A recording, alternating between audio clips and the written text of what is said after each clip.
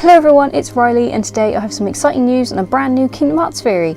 Brief warning, this theory was made at a time of a lot of information coming out and is also just speculation and me babbling on about random thoughts I had the moment I saw that this was announced.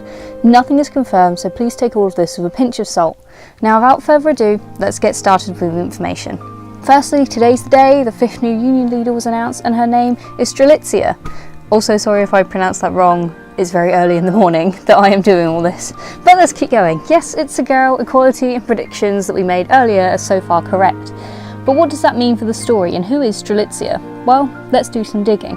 Firstly, from appearances, when this was written we did not have English translations, but thank you very much Everglow for providing the clips seen in this video. Strelitzia looks reserved, a lot like Roxas in some sense.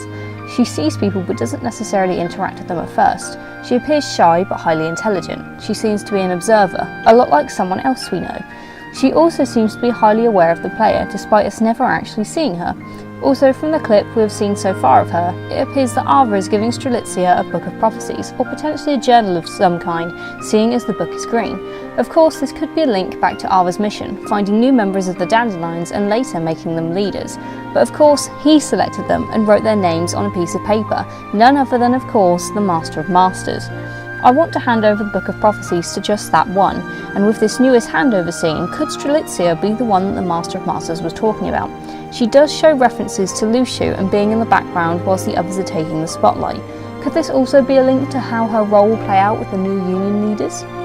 We are aware that Ephemera and Scold are already a duo in the same sense of Envy and Era. Blaine and Ventus both have reservations about not lying to their unions, so could Strelitzia be the one to keep the peace, or will she be the one to watch the conflict unfold? From a quick Google search, I found the following pieces of information that tied to her name.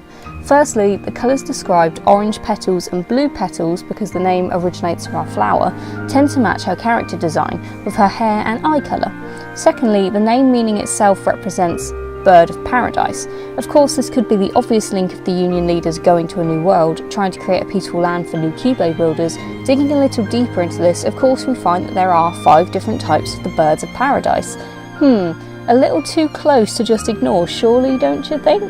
Of course, the names we have right now don't correspond, but this could be of significance in the near future. When looking at symbolism and what Birds of Paradise mean, we can see freedom and the ability to travel, excellence and success, paradise on earth, and success through challenges.